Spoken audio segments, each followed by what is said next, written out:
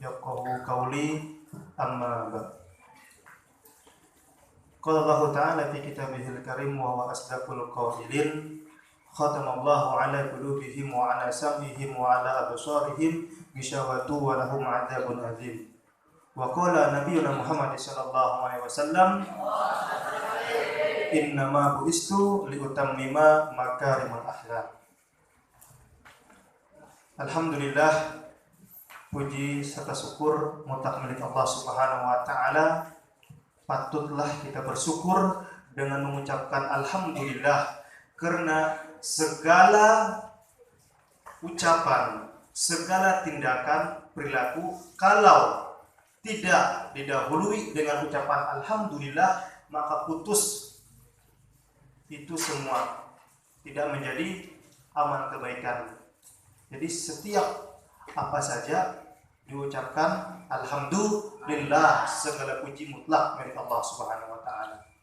Salawat dan salam selalu tercurahkan kepada keharibaan junjungan panutan kita, tauladan kita yang sudah berdakwah untuk agama Islam ini tetap hidup. Dialah Nabi Muhammad sallallahu alaihi wasallam. Santriwan-santriwati yang berbahagia, yang senantiasa dirahmati, senantiasa mendapatkan rahmat dari Allah Subhanahu wa taala. Alhamdulillah, pada malam hari ini kita selalu diberikan kesehatan, diberikan nikmat yang paling agung, nikmat yang paling besar, mutiara paling berharga pada saat ini diberikan kepada kalian semua. Kalian tetap istiqomah di dalam majelis, di dalam mencari ilmu, duduk bersama orang-orang yang soleh. Salah satu dari nikmat terbesar adalah al-jarus soleh. Ketika kalian berkumpul, duduk bersama dengan orang-orang yang soleh, itu nikmat terbesar loh. Salah satu nikmat terbesar. Dan juga ketika hati kalian tetap istiqomah dalam ibadah, tetap takut kepada Allah Subhanahu wa taala, dan ketika hati kalian bersedia diam tinggal di pondok pesantren dalam rangka menuntut ilmu. Kemarin Ustadz Haji Marzuki Rahman sudah memberikan materi tentang ilmu. Hari ini saya akan memberikan materi tentang akhlak. Nah, jadi faridatun ala kulli muslimin, orang menuntut ilmu itu sangat wajib. Dalam ilmu balaghah, dalam ilmu mantik, itu artinya apa? Faridatun itu sering ya disampaikan oleh Ustadz Jumahari, itu menunjukkan sangat artinya. Kalau fardun itu wajib artinya. Kalau faridatun itu sangat wajib. Bahasa bakumpa ya, butuh ya, wajib ya. Dalam mencari ilmu. Nah, tetapi ada suatu hal, tindakan perilaku yang menuntut kita dalam mencari ilmu itu ada satu, yaitu adab atau akhlak. Nah, kalian tahu bakwan? Tahu ya? Pernah makan bakwan? Nah, apakah kalian tahu bahan untuk membuat bakwan? Ada tepung ya? Ya, ada tepung ya? Ada garam, betul? Nah, tepung itu laksana akhlak, garam itu laksana ilmu. Nah, tepung itu laksana akhlak, garam itu laksana ilmu. Kalau orang membuat bakwan, mawe bakwan, arek jikuwe, arek garam kah? Arek tepung. Begitu juga dalam kita mencari ilmu, mondok di pondok pesantren, terapkan dulu akhlak kita. Ilmu itu akan tunduk kepada orang-orang yang beradab. Ilmu itu akan nempel kepada orang-orang yang beradab. Kalau kau tak beradab, maka ilmu itu akan menjauh dari kalian. Susah kalian untuk mendapatkan ilmu kalau kita tak beradab. Benar, betul yang disampaikan oleh Ustadz Jumahari, Ustadz Hanafi. Ketika kalian duduk bersama ustadz-ustadz, kalian merunduk, ada ustadz lewat, kalian berdiri, Ustaz lewat, nah, ada ulu bakas orang tua gini. Itu adalah adab yang baik, contoh dari perilaku yang baik. Orang yang hormat, berakhlak dengan gurunya, maka dia mudah dalam memahami pelajaran, mudah ilmu menempel kepada dia. Sesuai Nabi juga, Nabi bersabda, innama bu'istu liutammima makarimal akhlak. Aku diutus ke muka bumi ini, oh Nabi, untuk menyempurnakan akhlak. Dulu orang-orang jahiliyah sangat kasar, sangat keras, sangat tidak beradab. Yang kuat dia yang menang, yang lemah dia yang kalah. Itu prinsip orang-orang Arab dahulu. Tetapi ketika Nabi kita Muhammad SAW hadir di tengah-tengah mereka, Nabi yang mengubah akhlak orang-orang Arab pada zaman itu. Jadi Nabi dulu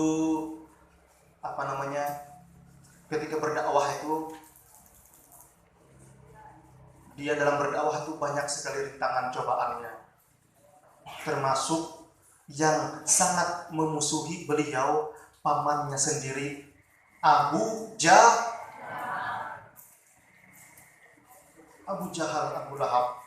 Itu paman Nabi, hamparin apa Nabi, saudaranya, ayahnya Nabi juga, tapi memusuhi beliau. Pernah suatu ketika Abu Jahal ini melihat dakwah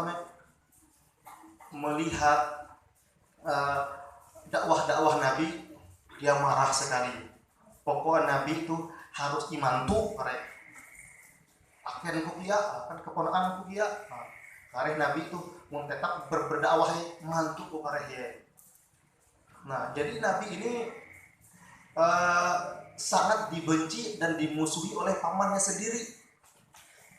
Nah, suatu ketika ada sebuah sayembara teh arti pertarungan awet paling kuat di dalam kelompok anak muda bangsa Arab.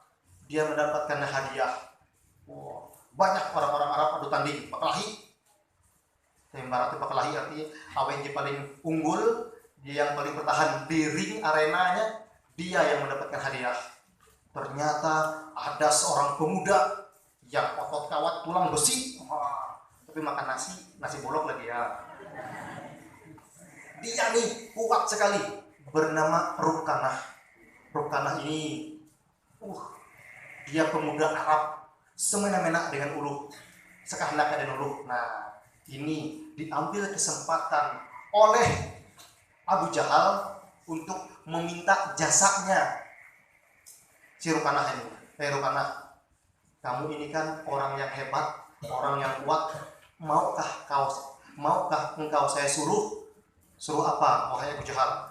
Abu Jahal itu tinggi kedudukannya karena dia memiliki keturunan orang-orang yang sangat dihormati. Jadi apa yang kau suruh wahai Abu Jahal? Rukanah, saya ingin kamu memukul, ajak berkelahi keponakan saya yang bernama Muhammad sallallahu alaihi wasallam. Jadi dia meminta imbalan. Kecil. Bikin sulit, bukan gitu ya. Ini kan kecil. Nah, jadi apa hadiahnya? Karena Abu Jahal orang yang kaya, saya hadiahkan kamu 100 ekor unta yang besar. 100 ekor unta. Oke, Rukanah kan, saya siap memukul Quran kamu itu. Keponakan kamu yang menyebarkan agama baru itu ya? Ya betul. Saya minta kamu memukulnya dan meminta dia berhenti dalam dakwahnya, kata Abu Jahal untuk menyuruh Rukanah. Siap, oke, deal. Kalau berhasil, ketika Nabi berangkat mau iktikaf di samping Ka'bah, datang Rukanah. Wahai Muhammad, saya ingin mengajak kamu berkelahi. Karena Nabi ini orang yang sangat sopan, orang yang sangat beradab, berakhlak. Dia tidak mau langsung. Kenapa wahai Rukanah, engkau kok mengajak saya untuk berkelahi? Apa gerangan? Pokoknya saya ingin menantang kamu berkelahi, gelut, bertamparan. Tidak semudah itu Nabi menantang. Oh Nabi, bila engkau kalah ke kue?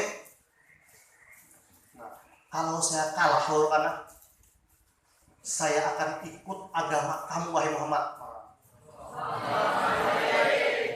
Tapi kalau kamu yang kalah, kamu akan babak belur, hancur wajahmu, berkelahi denganku. Saya tahu wahai Rukanah, kamu adalah pemuda terkuat di Arab saat ini. Orang-orang 1, 2, 3 orang, 5 orang nantang kamu, kalah orang 5. Jadi karena memaksa hendak berkelahi dengan Nabi nantang. Oke, Nabi. Makanya Nabi untuk memutuskan orang kesombongan orang itu, jadi Nabi, oke, kalau kamu nantang. Tapi kalau kau kalah, kau berjanji untuk masuk agama saya, ikut ajaran saya. Oh Nabi. Ketahui ya, karena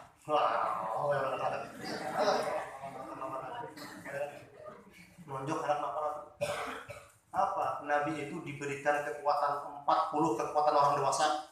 Semendiah Nabi itu nengak Allah Subhanahu wa taala 40 kekuatan orang-orang dewasa.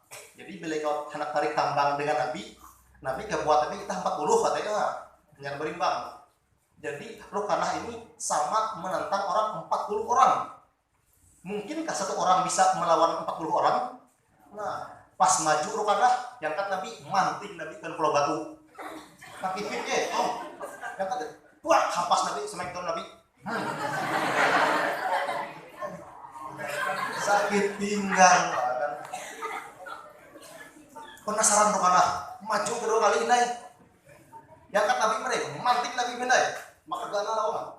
2 kali 2-0 jadi. Mulai tahu kan, maju benda sampai 5-0 sampai 10-0 kalah. Wah, kayak pegang.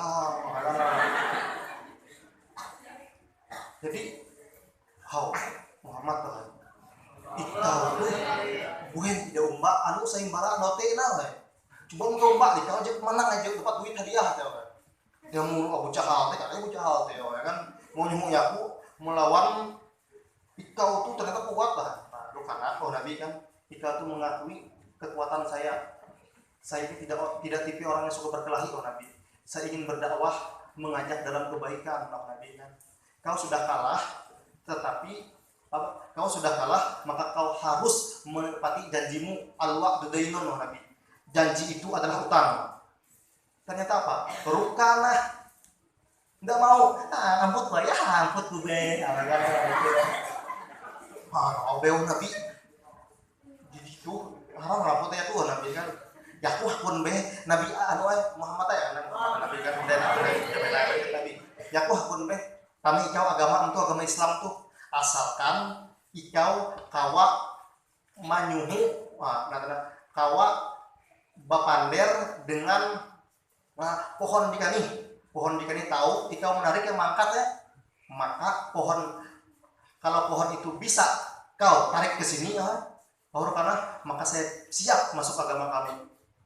Doa Nabi sajaratun nanti pohon lah, sajaratun kabirun, pohon yang besar, pohon beringin. Jadi ta'al Nabi, ta'al ya sajarah, ta'al. Kantuh pohon, kantuh pun kayu. Kalau bumara pun kayu teh. Jadi karena kan kagum luar biasa Jadi ternyata apa? Pohon itu menunduk sujud semuka Nabi. Langsung bersaksi dia mengucapkan asyhadu alla ilaha illallah wa asyhadu anna Muhammadar Rasulullah.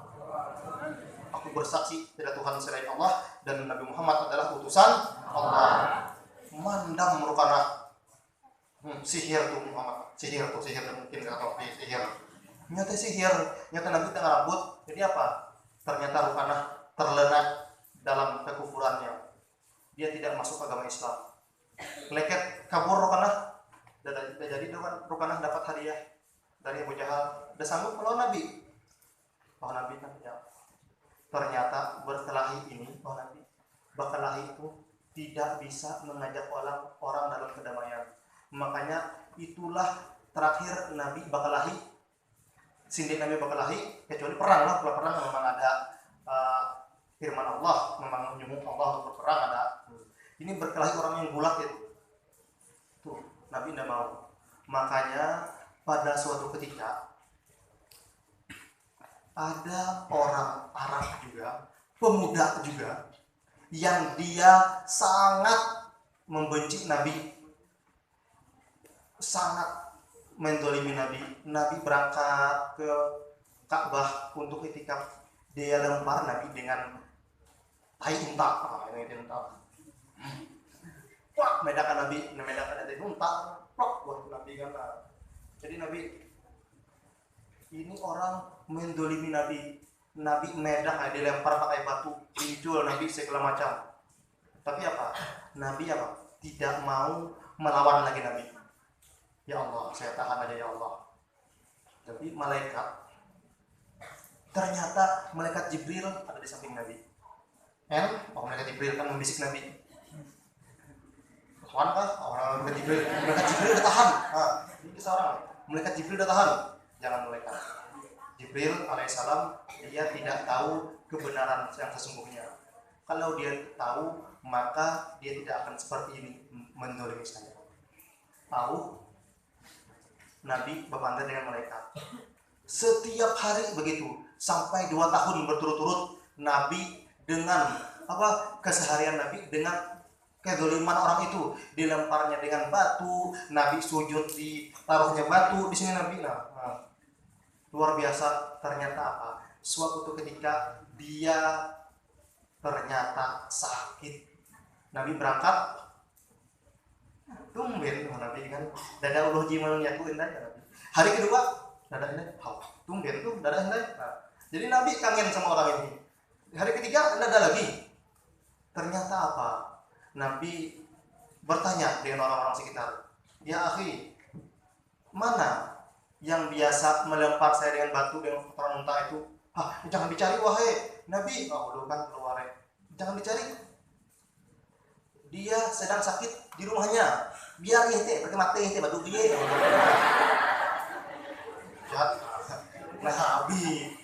Nabi kita memiliki kesabaran, memiliki sifat yang sangat dermawan, memiliki sifat yang sangat pemaaf, luar biasa sekali. Tidak seperti manusia lainnya. Namun kita kan dendam kita. Nabi apa?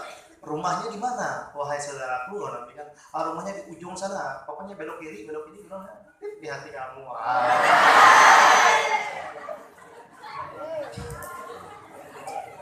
Jadi ditunjukin Sendrawati. Jadi ini orang nunjukin arah ke rumahnya. Ternyata apa yang terjadi? Nabi ingin bersilaturahim, berkunjung, melihat keadaan orang yang mendolimi Nabi itu. Dengan apa? Dengan membawa makanan dan obat-obatan. Luar biasa kan? Kalian tahu yang terjadi apa? Kalau Nabi membawa makanan dengan membawa obat-obatan. Nah, diketuk pintu, Assalamualaikum. Assalamualaikum, tidak menjawab yang di dalam. Pas di rumahnya, siapa? Masuk aja. Ya, dibuka kan, kalau sakit. Dia terbaring di kasurnya, terbaring gini. Kaget ya. Muhammad, ya kapan? Nanti kan kawan. Itu yang menjadi kapan hanya kau akan tuh ya lepati aku. Jangan bunuh saya, kamu ini curang Muhammad. Buka aja. Sangka dia kira apa? Dia kira Nabi datang ini untuk membunuh dan memukulnya. Dia kira. Ya, ngisi bensin Pak.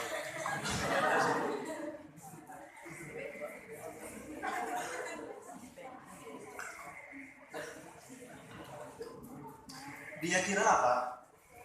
Dia kira Nabi datang untuk memukulnya. Tetapi apa yang terjadi? Wahai saudaraku, aku mendengar kamu sedang terbaring sakit. dan aku ini ingin menolongmu wahai saudaraku. Bohong. Oh, kerangkut Nabi, kerangkut, bohong. Kamu datang ke sini untuk ingin meracun saya ya kan? Tidak, oh Nabi, tuh obat, tuh makanan, ikau tuh haban, dada dimurusi kau. Kamu ini sakit, tidak ada yang mengurusi kamu. Saya bawa makanan dan minuman ini dan obat ini ya Nabi. Daging panggang domba. Jadi Nabi ini memamerkan makanan di depannya. Amun gitu racun loh Nabi kan. Kalau ini racun kata Nabi, amun gitu racun maka saya sudah mati.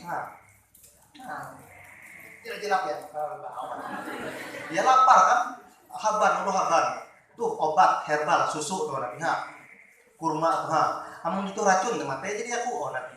Kalau ini racun mati sudah saya makan ini ya. Mikirnya kan ini sedang sakit ini kan tuh harai. Jadi Nabi dengan tangan yang mulia Nabi menyuapi dia kurma dulu, susu hanya panggang domba, daging. Nabi yang memberi makan, Nabi yang memberi obat, mukjizat yang diberikan Allah, langsung seketika itu orang itu sembuh dari sakitnya, luar biasa. Ya kemang kurma ije be kurma kinaya anu aya. Israel ije be kinaya. Langsung ranai. Gimana enggak Nabi bikin dokter hindai ulu nomor 1 di dunia, gimana enggak langsung sigal kan yang futsal kan futsal asal langsung futsal. Nah jadi dia kaget dengan kebugaran badannya, lebih sehat daripada semula dia, lebih segar daripada semulanya dia. Nah, wahai sahabatku, Nabi kan, wahai saudaraku, kamu sudah sembuh, ini makanan silahkan dimakan lagi, saya pamit pulang. Nah, kalau kamu ingin mendolimi saya lagi, silahkan. Nabi kan langsung dihukum Nabi, hukum Nabi, menangis dia. Ampun Nabi Muhammad, ampun Muhammad. Berlaku maaf. Ternyata orang yang saya benci, orang yang saya musuhi, ternyata dia adalah yang pertama kali menjenguk saya, pertama kali memberi saya makan, memberi saya obat. Wahai Muhammad, mulai utuh, mulai sekarang saya meminta maaf kepada kamu wahai Muhammad. Saya minta maaf. Mulai sekarang saya ingin ikut agamamu, ikut bersamamu, dan siap menjadi bodyguard, kawal Nabi. Aweh be cimuka Nabi, ya utuh aweh malu, aweh be di bahani malu Nabi siap yang mati demi membela Nabi. Saat itu juga dia Dia mengucapkan syahadat asyhadu alla ilaha illallah wa asyhadu anna Muhammadar Rasulullah. Apa yang terjadi? Ini ketika Nabi memberikan akhlak, menampakkan akhlaknya, sukses dia mendapatkan membuat dakwahnya semakin besar. Orang-orang semakin berbondong-bondong ikut ajaran Nabi kita. Ketika Nabi berkelahi sebelumnya kan niat urus sihir, tetapi ketika Nabi menampakkan akhlaknya, orang berbondong-bondong masuk ke dalam Islam. Suksesnya Nabi dalam berdakwah itu karena akhlaknya Nabi. Benar yang disabdakannya kan, innama bu'istu liutammima makarimal akhlak. Itu juga yang diajarkan oleh ibundanya Imam Syafi'i, ayahandanya Imam Syafi'i, yang diajarkannya kepada Imam Syafi'i radhiyallahu anhu. Imam Syafi'i itu bernama Muhammad bin Idris. Ini sedikit cerita lagi ya. Imam Syafi'i ini luar biasa. Umur 18 tahun sudah menjadi orang yang terkenal, yang mengajarkan di berbagai macam disiplin ilmu di Mekah sana. Suatu ketika Imam Syafi'i ini pamit dengan ibunya. Ayahnya sudah meninggal, ibunya sudah lumayan tua. Dia berumur 8 tahun Imam Syafi'i. Namanya Muhammad bin Idris ya, tapi julukannya Imam Syafi'i. Pernah dengar Imam Syafi'i ya?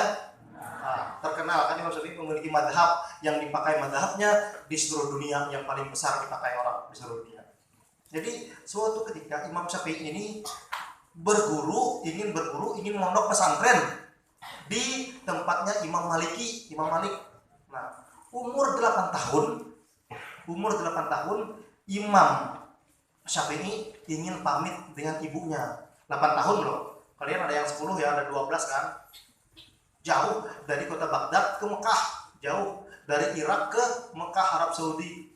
Kan Mekah ke jauh, menanjung Oke, bulan tanjung Jadi apa yang terjadi? Wahai anakku, kalau kau ingin menuntut ilmu, saya silahkan engkau, wahai anakku. Kau adalah anak saya satu-satunya. Saya silahkan kamu. Perjanjian tuh dua nyelu leme nyelu hanya buli. Bayangkan loh. Pokoknya insya Allah wahai ibuku, 5 tahun setelah saya berangkat, 5 tahun kemudian saya akan pulang kampung. Kaya. Bayangkan loh, 5 tahun tidak jumpa sama orang tua, sama ibu, ayah sudah meninggal, tinggal ibu. Oke lah anakku, tafadhol, silahkan wahai anakku. Kalau kau ingin mondok pesantren, saya rela melepaskan kamu. Misalkan mama tuh mati heru, kita berjumpa di surga Allah SWT. Bayangkan, ibunya rela melepaskan anaknya ini berangkat mondok 8 tahun. Apa yang terjadi? Imam Syafi'i akhirnya berangkat pamit. Dia peluk ibunya, dia cium ibunya, mama naik umur sama-sama dada, makanya entah kere sama supa di padang mahsyar kere. Bayangkan, arti mati ya supa. Nah itu ibunya melepaskan dengan pelukan yang erat. Silahkan anaknya, kalau demi menuntut ilmu, silahkan kau belajar. Akhirnya apa? Dia berangkat bersama rombongan-rombongan saudagar yang berjualan. Akhirnya apa? Dia sampai ke tempatnya Imam Malik. Imam Malik ini punya karangan, punya kitab bernama Kitab Muwatta Araya. Kumpulan berbagai macam disiplin ilmu dan hadis-hadis. Ternyata apa? Sebelum Imam Syafi'i itu berangkat ke Mekah, sebelum mondok ke Mekah, berguru dengan Imam Malik, dia sudah hafal betul isi-isi dari kitab yang dikarang oleh Imam Malik. Pas sampai di pesantrennya, di tempatnya, apa ya? Dia belajar, mondok, akhirnya apa? Ternyata Imam Syafi'i ini luar biasa kecerdasannya. Setahun, 2 tahun di pondok pesantren. Setahun mondok, 9 tahun hafal Quran dari dia. Kan 8 tahun berangkat. 9 tahun mondok setahun, nanti akan dapat setahun mondok, umur 9 tahun hafal Quran. Plus tafsirnya. Tahun kedua lagi, tahun ketiga banyak lagi disiplin ilmu. Banyak hadis, beratus ribu hadis dia hafal. Akhirnya sampai 5 tahun sudah dia tak jumpa sama ibunya. Rindu yang menggebu-gebu. Tidak tahu kabar ibunya di kota Baghdad sana, di Baghdad. HP dada bikin dada pulsa apa memang dada HP bikin. Mungkin Pak telepon nih Pak lah, dada pulsa ada Pak. Baru memang HP dada, enggak ada dulu HP kan. Apalagi video call. Mama. Jumpain mama makan ya. Baru apa? Baru cek Jawa. Udah ke kafe.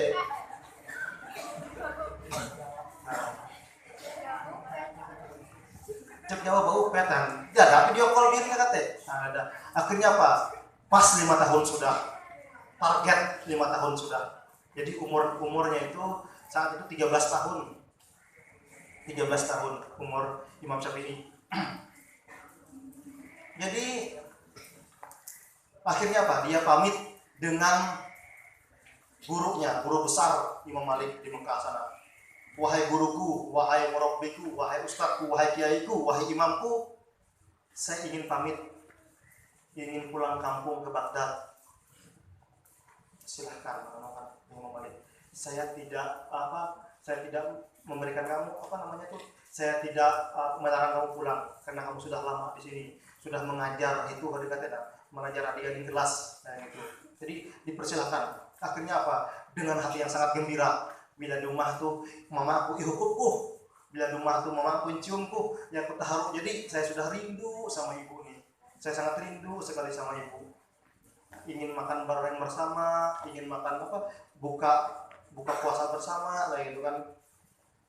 Jadi akhirnya apa, pas hari dia berangkat pulang akhirnya sampai di Baghdad. Dia bingung, kok Baghdad ini kata Barat semakin maju kan, 5 tahun kemudian semakin maju. Jadi tempat rumah itu dia hampir lupa. Gue nama tuh. Akhirnya apa? Ketemu juga gang merpati putih katanya.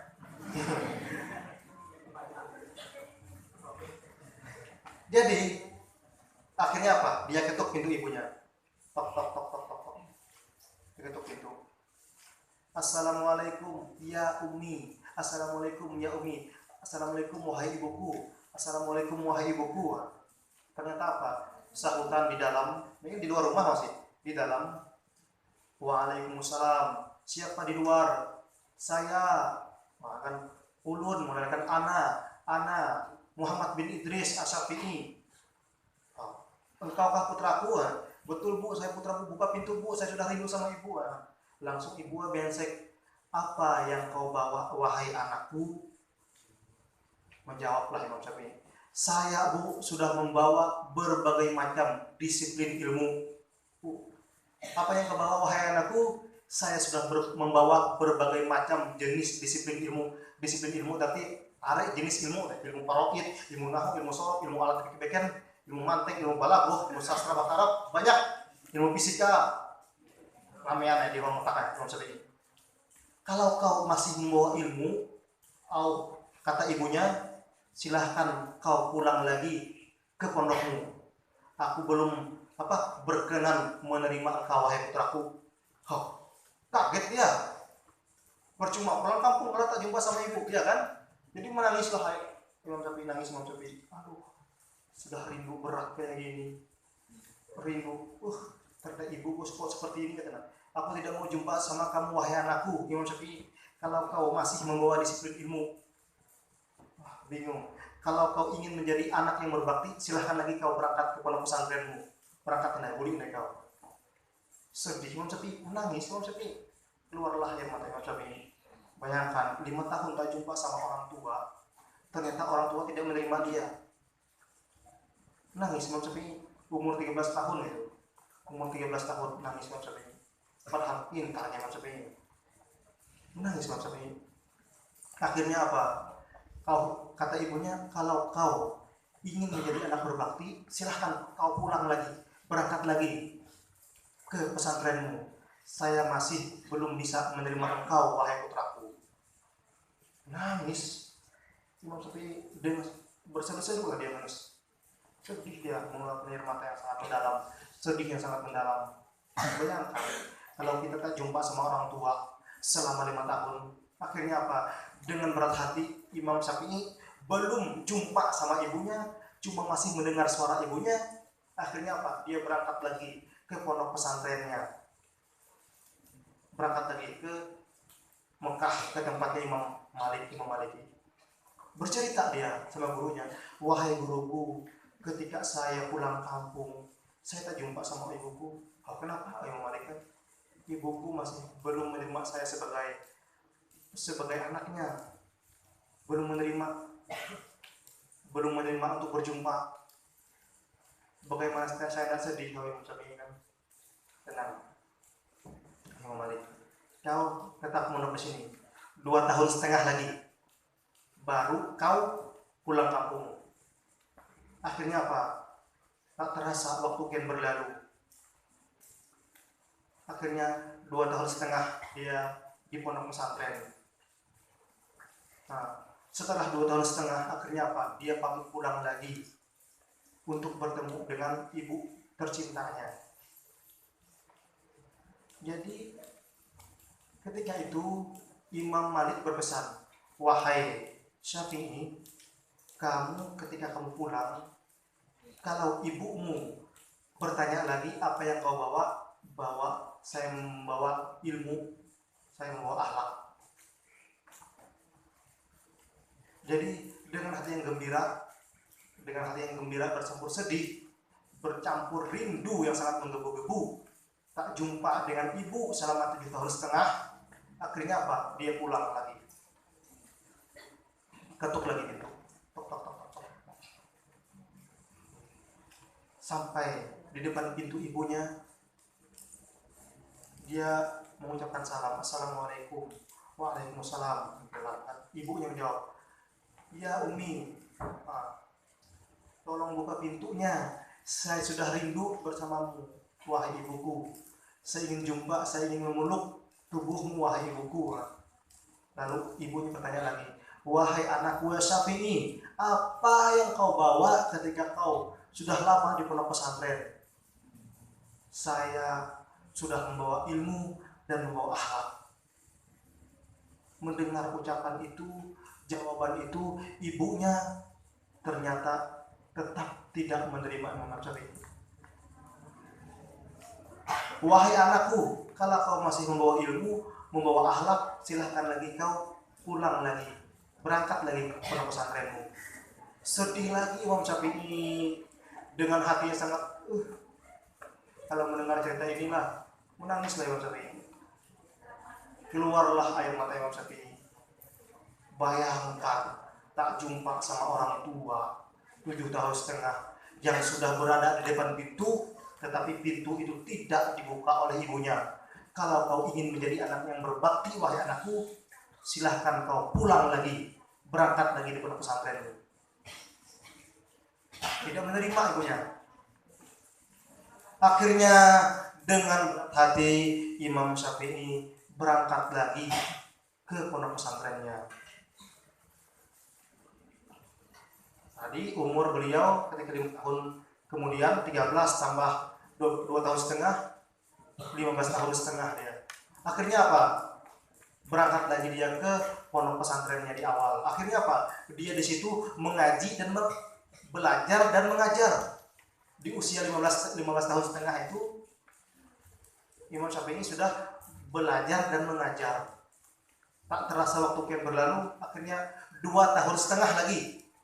2 tahun setengah kemudian, pas umur beliau genap 18 tahun.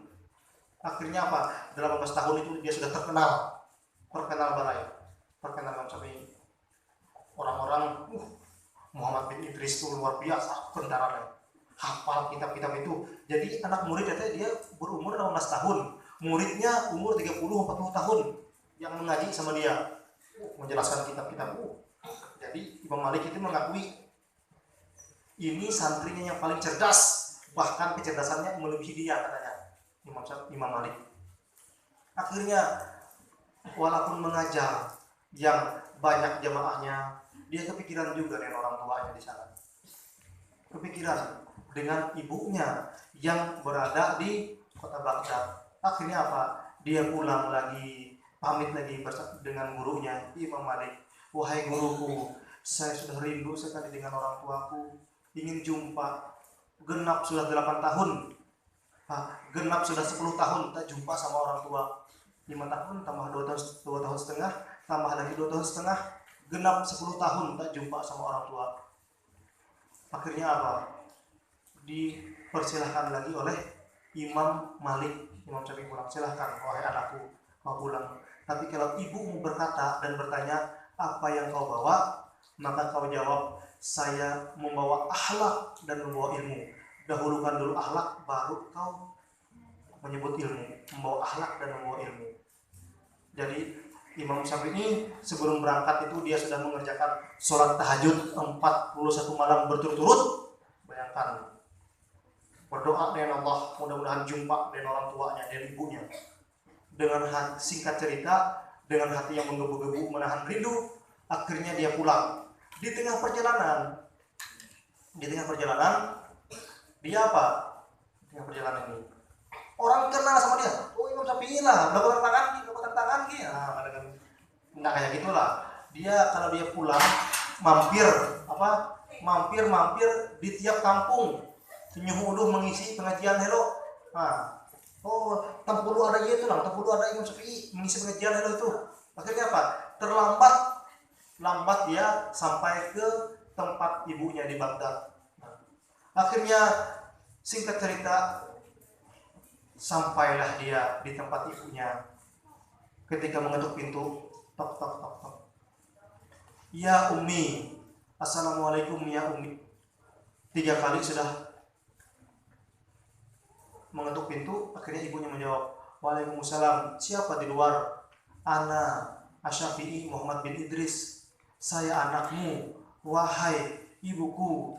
Ibunya bertanya lagi, wahai Syafi'i, apa yang kau bawa setelah 10 tahun tak jumpa kita ini? Wahai ibuku, saya sudah membawa akhlak dan membawa ilmu. Akhirnya apa? Dibukalah pintu. Buka pintu. Langsung Imam Syafi'i memeluk erat tubuh ibunya. Wahai ibu, saya sudah rindu ibu. Langsung mencium Imam Ma'ai. Langsung dia peluk ibunya. Dengan hati yang menangis terseduh, ibunya juga menangis. Akhirnya 10 tahun baru bertemu, berhadapan, bisa mencium ibunya, bisa meluk ibunya. Luar biasa perjalanan orang-orang soleh yang terdahulu. Itu yang diajarkan oleh ibunya mulai dari kecil sampai sekarang. Imam Syafi'i menjadi orang besar, akhlak yang terdepan. Lalu sudah berpelukan, sudah sudah melepaskan rindunya dengan ibunya. Lalu dia bercerita sama ibunya dan bertanya, wahai ibuku, apa gerangan yang membuat engkau tidak menerima aku 5 tahun yang lalu ketika saya menjawab saya membawa ilmu? Jadi ibunya menjawab, wahai anakku, kalau kau masih membawa ilmu, masih belum wahai anakku, karena banyak orang yang berilmu itu lebih jahat daripada binatang kalau dia tidak mempunyai adab yang baik, kalau dia tidak mempunyai akhlak yang baik. Banyak orang yang berilmu tapi lebih kejam daripada hewan. Hari ini banyak orang yang berilmu tapi tidak benar. Dan kedua, engkau menjawab saya membawa ilmu dan membawa akhlak, berarti engkau mengkedepankan ilmu dulu baru akhlak. Itu tidak benar juga, kata ibunya. Baru ketiga ini kau pertamakan dulu, kau nomor satukan dulu akhlak baru ilmu. Itu adalah orang yang benar, orang-orang yang mendapatkan keberuntungan, kata ibunya. Lalu dia selalu memberi terima kasih wahai ibuku. Akhir cerita, beberapa hari kemudian, beberapa bulan kemudian, ibunya jatuh sakit, meninggal ibunya. Sebentar saja berkumpul sama ibunya, sebentar saja melepas rasa rindunya, ibunya keburu meninggal. Akhirnya apa? Dengan demikian Imam Syafi'i sangat terkenal di kota Baghdad pada saat itu. Umur 18 tahun dia sudah mengajar, hafal berbagai macam kitab, apalagi Quran. Kalau Quran umur 9 tahun sudah hafal Quran beliau. Nah, ini contoh orang-orang yang beradab, yang mengedepankan ilmu. Maka dia mendapatkan orang-orang yang mengedepankan akhlak, maka ilmu akan lengket. Orang yang beradab, ilmu itu akan tunduk kepadanya. Orang yang beradab, berakhlak baik dengan siapa saja, maka ilmu itu akan nempel terus kepada dia. Tetapi kalau orang yang tak beradab, maka ilmu itu meskipun nempel kepadanya, ilmu itu tidak akan membawa berkah. Itu. Al ilmu fauqul ilm. Al adab fauqul ilm. Adab itu lebih tinggi daripada ilmu. Makanya di sini di pesantren bukan hanya kita tanamkan ilmu, bukan saja kita mengajarkan ilmu, tetapi di sini kita mengedepankan akhlak. Bagaimana akhlak dengan kawan, bagaimana akhlak dengan guru, dengan orang tua. Nah, kita nih ya nunduk, ada guru masuk kelas, kita berdiri, itu tanda hormat kita. Itu membuat santri-santri, para pencari ilmu, para siswa-siswi mudah untuk menangkap pelajaran. Berakhir tali pelajaran. Uluh di memuliakan gurunya, hormat, beradab, bersopan santun kepada guru-guru. Makanya di pondok pesantren dulu kami sekali ke guru, sekali kita jawab guru itu hari depan ini Itu di pesantren-pesantren ditanamkan akhlak dulu.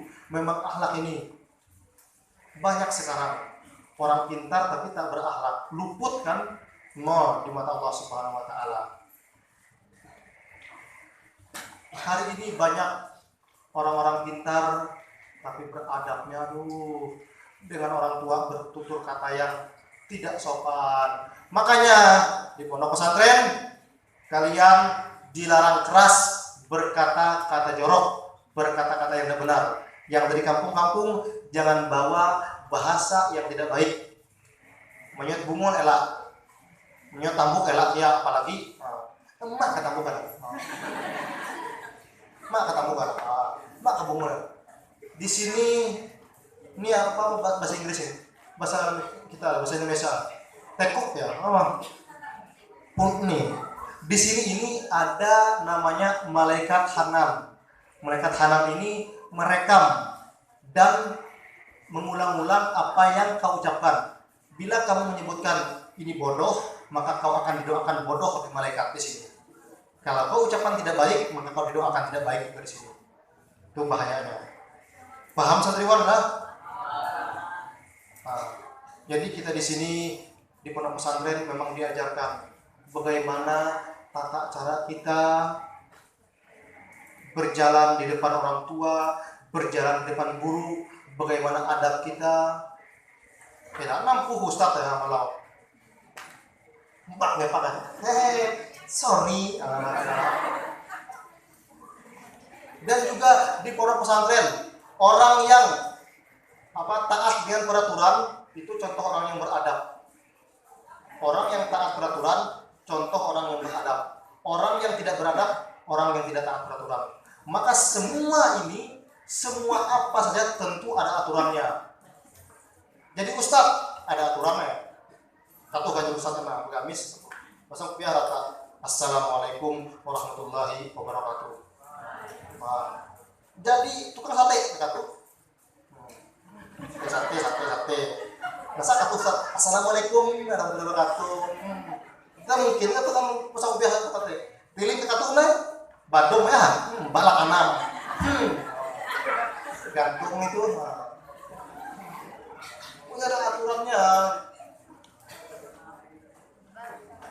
Di mana-mana pasang piah ada aturannya. Di pondok pesantren juga ada aturannya. Tidak tidak sekanak itah deh. Makanya kita di sini santriwan santriwati, ketika kalian nih ya, kita beradab meskipun tidak ada orang melihat kita. Kita taat peraturan meskipun tidak ada orang yang mengawasi kita. Kita taat aturan meskipun tidak ada ustadznya, meskipun tidak ada pembinanya. Kita taat aturan kenapa? Takut kepada Allah Subhanahu wa taala. Kalau kau taat aturan, kau takut dengan ustadz, ada saatnya ustadz tertidur. Kalau kau takut dengan aturan yang dibuat pembina, ada saatnya pembina juga mengantuk. Kalau kau taat aturan karena ustadzah, ada saatnya ustadzah bisa tertidur. Tapi kau taat aturan karena kau takut kepada Allah Subhanahu wa taala. La ta'khudhuhu sinatu wala naum. Dia tidak pernah tertidur, dia tidak pernah mengantuk. Bahwa Sami, dia Maha mendengar. Al-Basir, dia Maha melihat. Al-Basir, Maha melihat apa yang kau kerjakan. Tentu kita bukan karena ustaz, taat aturan bukan karena ustazah, karena kita taat ingin mencari ridha Allah Subhanahu wa taala di sini. Makanya di pondok pesantren kalian ini alhamdulillah mutiara paling berharga yang diberikan Allah kepada kalian ketika hati kalian sanggup untuk tinggal di pondok pesantren dalam rangka mencari ilmu agama. Ya bunayya, wahai anak-anakku, carilah ilmu agama. Berikan haknya untuk mencari ilmu agama. Kenapa? Meskipun kalian hari ini orang kecil, nanti kau akan menjadi orang besar kalau kau belajar menuntut ilmu agama. Itu. Ingat, dengan menuntut ilmu kita harus ada yang namanya akhlak. Akhlak dengan siapa? Tentu dengan guru-guru kita yang mengajarkan kita. Tapi insya Allah hari ini anak-anak pondok pesantren Kriya Pembangunan semuanya berakhlakul karimah. Amin. Allahumma amin. Mudah-mudahan semuanya menjadi anak yang soleh dan soleha. Amin. Menjadi ladang pahala bagi orang tua kalian. Amin. Dan juga yang selalu mendoakan orang tua kalian. Mudah-mudahan kalian bisa mengajak orang tua kalian berkumpul di surga Allah Subhanahu wa Ta'ala.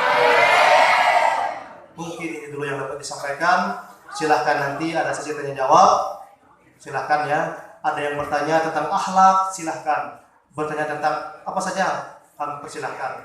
Mungkin ini dulu yang dapat disampaikan. Mudah-mudahan kita selalu diberikan kesehatan oleh Allah Subhanahu wa Ta'ala. Allahu a'lam bishawab. Assalamualaikum warahmatullahi wabarakatuh.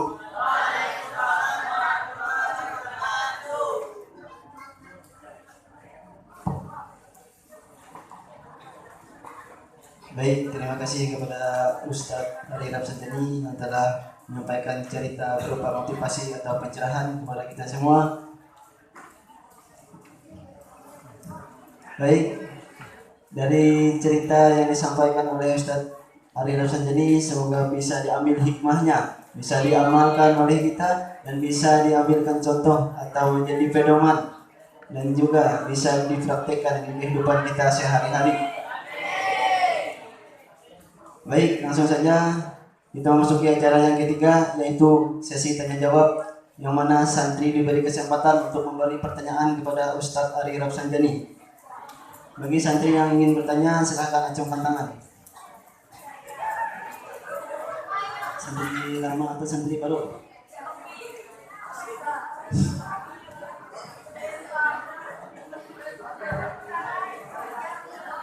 Santriwan ada maju.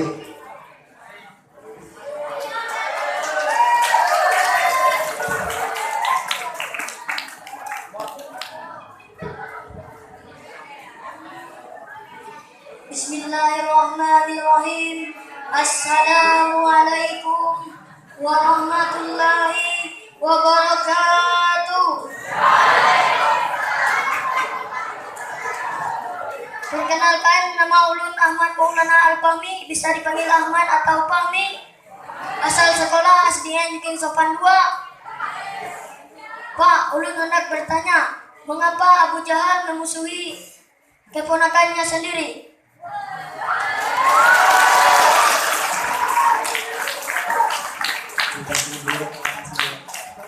Langsung jawab ya. Anak ini siapa namanya? Fahmi ya. Fahmi bertanya, mengapa Abu Jahal itu memusuhi keponakannya sendiri? Nah, ini biar kalian tahu ya. Nah, padahal akhirnya juga, padahal keponakannya juga. Kenapa kok dia memusuhi? Nah, awalnya ya. Abu Jahal ini sangat mencintai Nabi. Nabi lahir dia sangat suka. Bahkan dia menyembelih berbagai macam hewan untuk merayakan kelahiran Nabi kita Muhammad SAW. Dia bergembira. Nah, makanya Abu Jahal itu setiap malam Senin dia, karena Nabi lahir malam Senin ya, maka tiap malam Senin Allah berikan dia rahmat, maka tidak disiksa dia tuh setiap malam Senin berangkat. Nah, kenapa kok dia musuhi? Ketika saat itu Nabi berdakwah untuk apa? Berdakwahnya itu dalam agama Islam, kembali ke jalan Allah Subhanahu wa Ta'ala. Yang dulunya Abu Jahal dan yang lainnya menyembah berhala, Nabi mengajak orang-orang Arab pada saat itu untuk menyembah Allah Subhanahu wa Ta'ala. Maka pada saat itu dia tidak terima. Keponakannya kok berani sekali mengubah agamanya, mengubah perilakunya orang-orang Arab.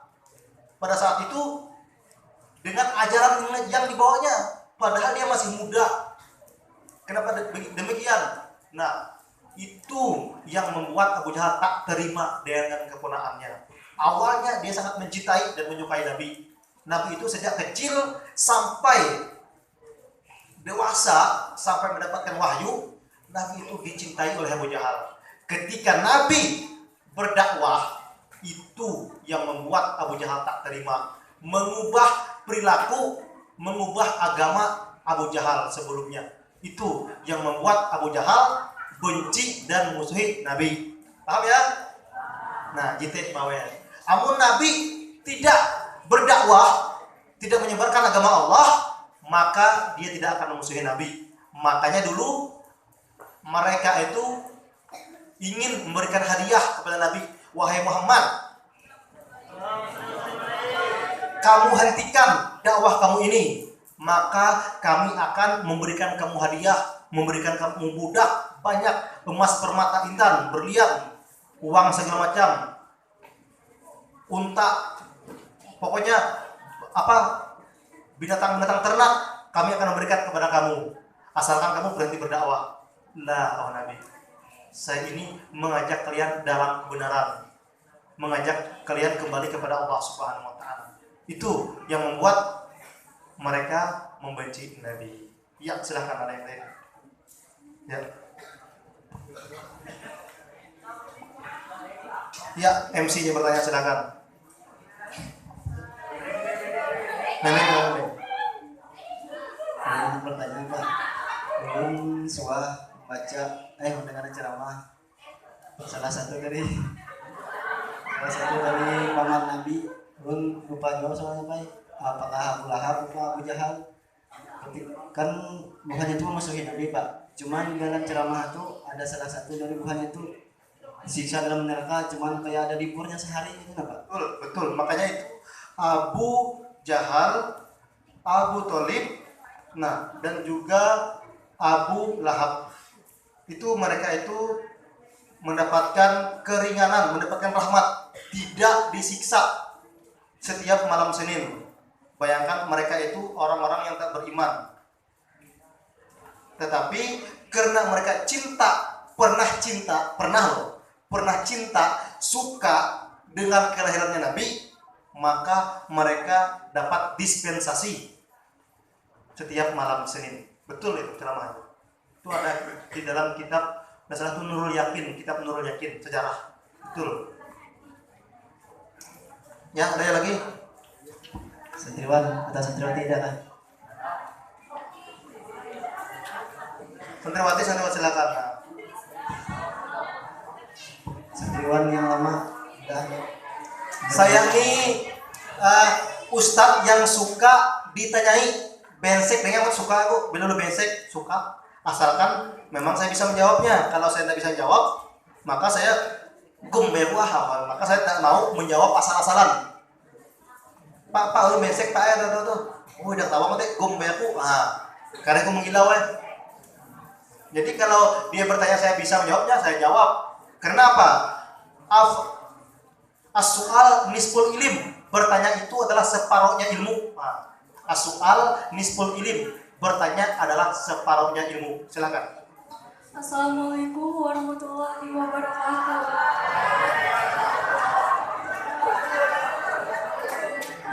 Saya Dara Yolanda dari alumni SMP Negeri 1 Murung. Saya ingin bertanya, bagaimana cara kita berbakti kepada orang tua yang telah tiada? Itu aja. Langsung jawab. Bagaimana cara kita berbakti kepada orang tua kita? Salah satunya, kalian mondok di pondok pesantren, itu salah satu bakti kalian kepada orang tua kalian.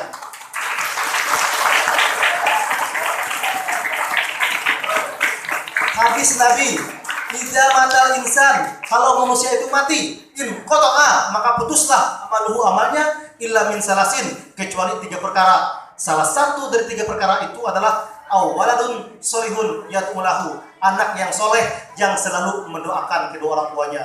Orang tuamu dalam kubur, kau doakan, maka dalam kubur itu mendapatkan rahmat.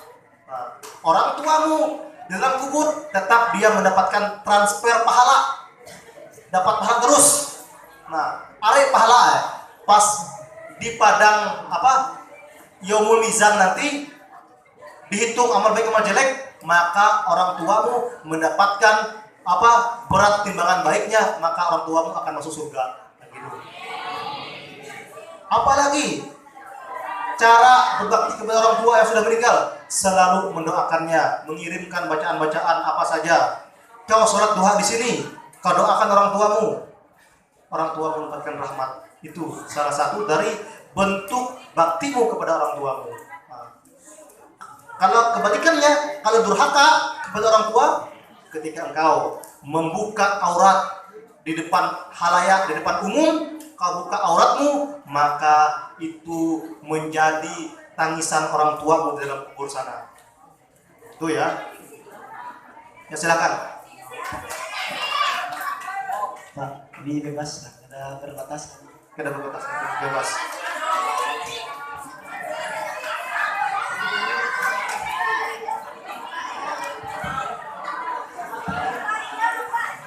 Assalamualaikum warahmatullahi wabarakatuh. Waalaikumsalam warahmatullahi wabarakatuh. Perkenalkan, nama Ulun Asti Paulina dari Batu Buah 2. Saya ingin bertanya, ada seorang santri sangat berilmu dan berakhlak di pondok. Tetapi ketika santri tersebut pulang ke rumah, dia terkadang masih membantah dengan perintah orang tuanya. Apakah ilmu yang didapat santri tersebut berkah atau tidak?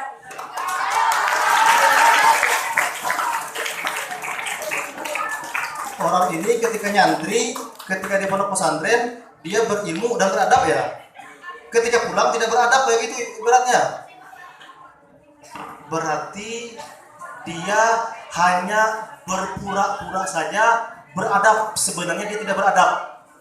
Nah, kalau orang ini di pondoknya beradab, tapi pas pulangnya tidak beradab, maka dia hanya pura-pura saja beradab. Maka dia itu termasuk orang yang tidak beradab. Ini su'ul hulki namanya, adab yang tidak baik.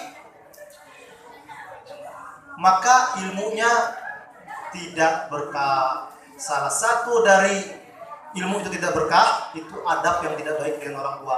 Apalagi ya, di dalam Quran surah Al-Isra itu fala taqul lahum uffin. Nah, janganlah kamu berkata dengan orang tua. Itu adalah orang tua menyuruh tidak aman ayo kayak gitu. Itu salah satu bentuk durhaka juga kepada orang tua. Di pondoknya bagus, pas pulang tidak bagus. Berarti di pondok itu dia hanya pura-pura saja bagus.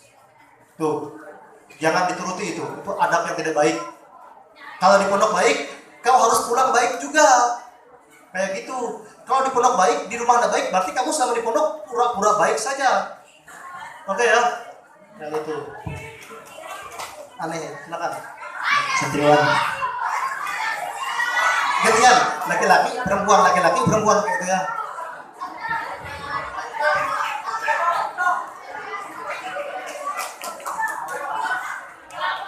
Assalamualaikum warahmatullahi wabarakatuh. Waalaikumsalam warahmatullahi wabarakatuh.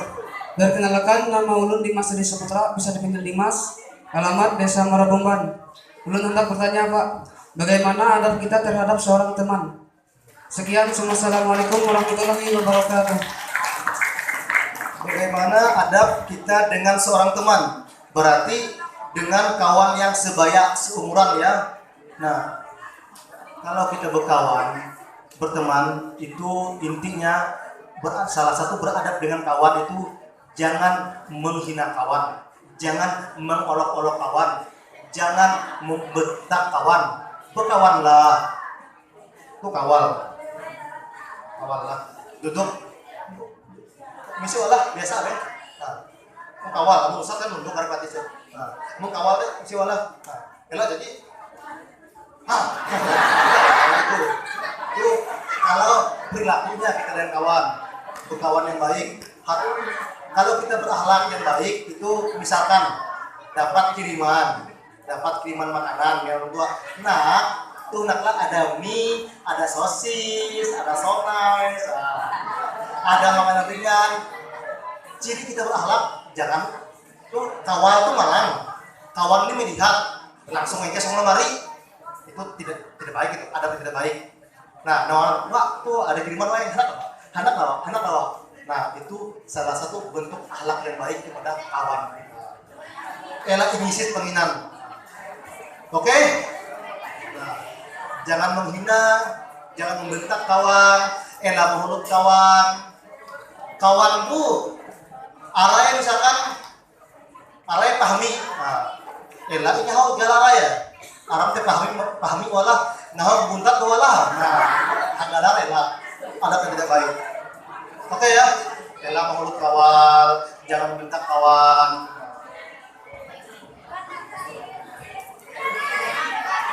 Ya silakan perempuan lagi satu. Silakan.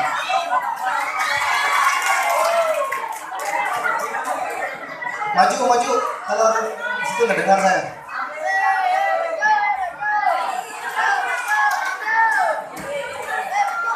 Bagaimana untuk santriwan dan santriwati, bila ada kawan yang bertanya atau Bapak menjawab pertanyaan, tolong dihargai, jangan Bapak ngira sorangan.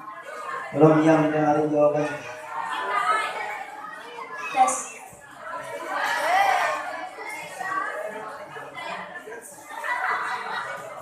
Assalamualaikum warahmatullahi wabarakatuh. Perkenalkan, nama ulun Jasi Febrianti. Pak, ulun hendak bertanya, kenapa orang tua akhlak tapi diomel ambilnya akhlaknya tuh Pak?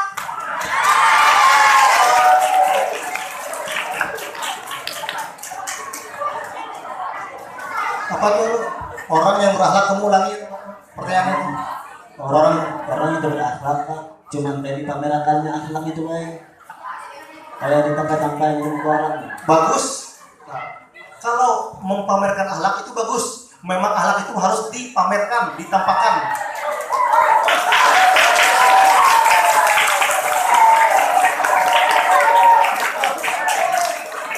Nah, kalau akhlak ya memang harus ditampakkan, memang harus dipamerkan. Nah, kalau masalah ibadah, puasa, sholat duha, sholat tahajud, nah itu harus disembunyikan. Baca Quran, nah yang itu terus lambar jadi waai, itu pere, itu hanya duit, hanya dilambar, yang itu jadi. Nah, kalau masalah ibadah harus disembunyikan. Kalau akhlak memang harus dipamerkan, ditampakkan. Nah, ada ustaz lewat, duduk katanya, gaya abadena, awatnya tidak, kayak gitu mungkin ya pertanyaannya. Memang dari awal kita harus memamerkan akhlak kita, harus pamer akhlak yang baik harus pamer. Nah, ada orang tua di sini, nah, tunduk kita, memang harus ditampakkan. Oke, santriwan, paham ya? Ya sih, yang bertanya tadi paham ya? Nah, kalau masalah akhlak harus ditampakkan, dipamerkan. Kalau masalah ibadah disembunyikan. You understand? Hitung. Lanjut.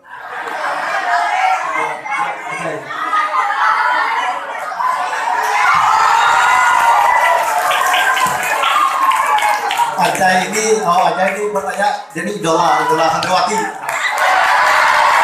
Jay, kasih senyuman Jay. Kasih senyuman, benar Jay, ini katanya kan Jay. Kan Jay. Halo katanya. Kasih senyuman. Banyak idola kamu sana.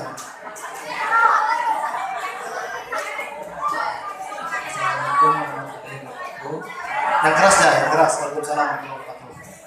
Pak ulun bertakun, bagaimana menanggapi kawan yang kada badak Pak?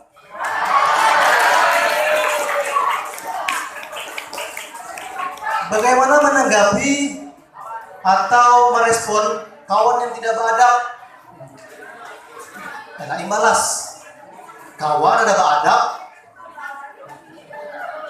jangan dibalas tidak beradab. Maka ketika kawan ini tidak beradab, maka kamu tunjukkan adabmu dengannya.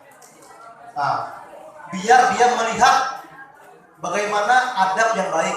Nah, ada kawan tidak beradab, kamu respon, bagaimana cara mendengar? Kamu harus apa? Menengah, memberi dia pencerahan. Kawan, ika tuh kawalku, ika tuh sahabatku, ika udah tahu bila ada ustadz kakate, ika harus kakatu kia umat, elah ika buka he. Nah, bila ada kawannya katuh, maka kamu harus bisa mengajarkannya.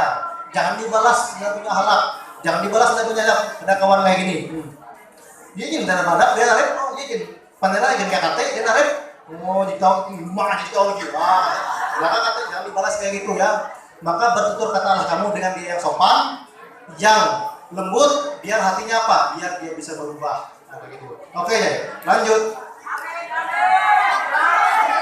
Santriwati lagi, santriwati gantian. Santriwati.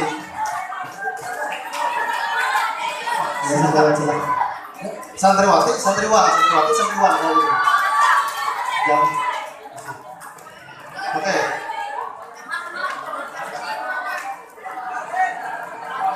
Siapa lagi santriwati? Silakan. Gini aja Pak Anu ya. Jadi ya gantian. Santriwan, santriwati gitu. Selang-seling bertanya.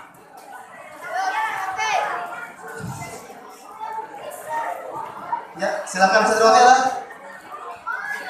Ada santriwati berdiri.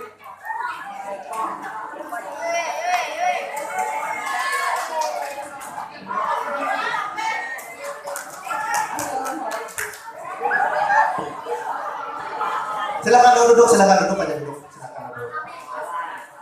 Silakan duduk aja.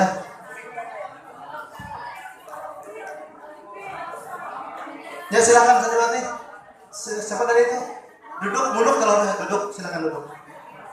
Kamu baca pertanyaan kamu, perkenalkan dulu. Ya silakan.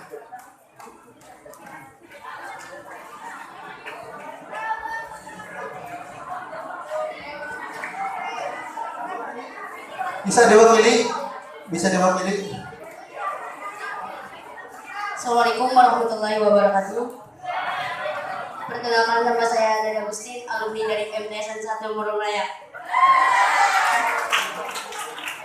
Saya ingin bertanya, ini tentang sholat, maaf Pak.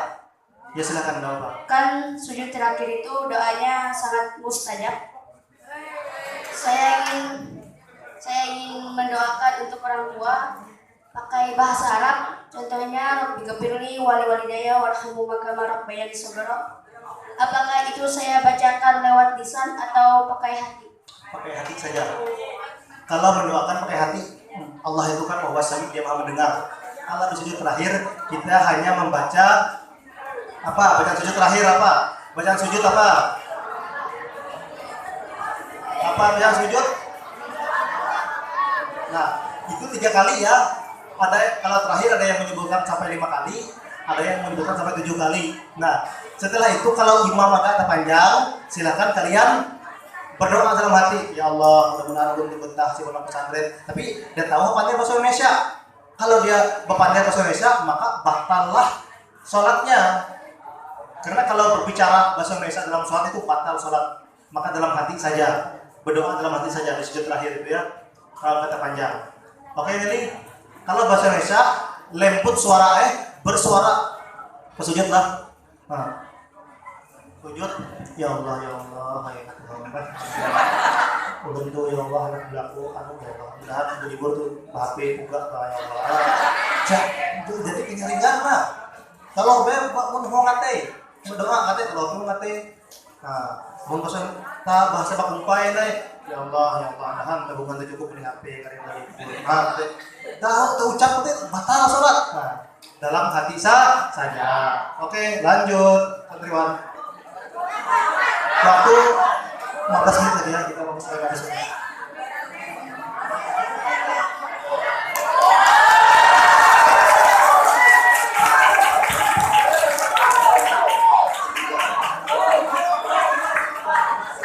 Umar nih hobi bertanya nih.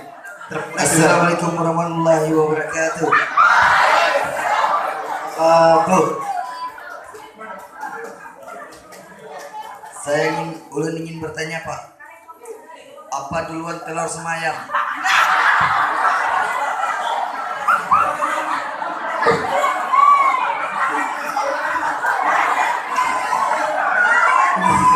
Umar bertanya kayak gitu. Gini, pertanyaannya apa? Siapa yang dulu telur sama ayam? Gitu ya? Dalam ilmu dalam ilmu apa? Ini ya, dalam keilmuannya telur sama ayam itu lebih dulu mana? Lebih dulu ayam. Karena ayam mengenal telur, telur tidak mengenal ayam. Itu jawabannya. Oke? Manuk kesenaya hantelo tidak kesini dengan manuk. Betul ya?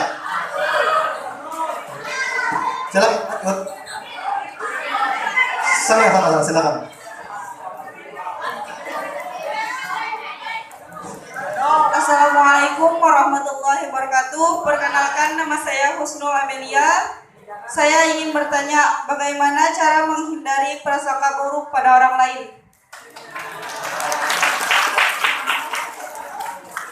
Ini salah satu penyakit hati ya. Kalau berprasangka buruk kepada orang lain itu salah satu penyakit hati. Bagaimana cara kita untuk menghindari berprasangka buruk kepada orang lain? Namanya suudon ya. Nah, cara kita ini ya, dari guru saya, cara kita agar tidak mudah berprasangka buruk kepada orang lain itu dengan cara selalu mengucapkan bersalawat kepada Nabi Muhammad SAW. Jadi ketika kita bersalawat itu hati kita akan menjadi tenang dan kita tidak mudah berprasangka buruk kepada orang lain. Itu obat. Nah, jadi pikiran kita ini masuk iblis sudah. Husnul Amelia kawalam teh kakati ulu ye. Nah, iblis masuk. Maka kamu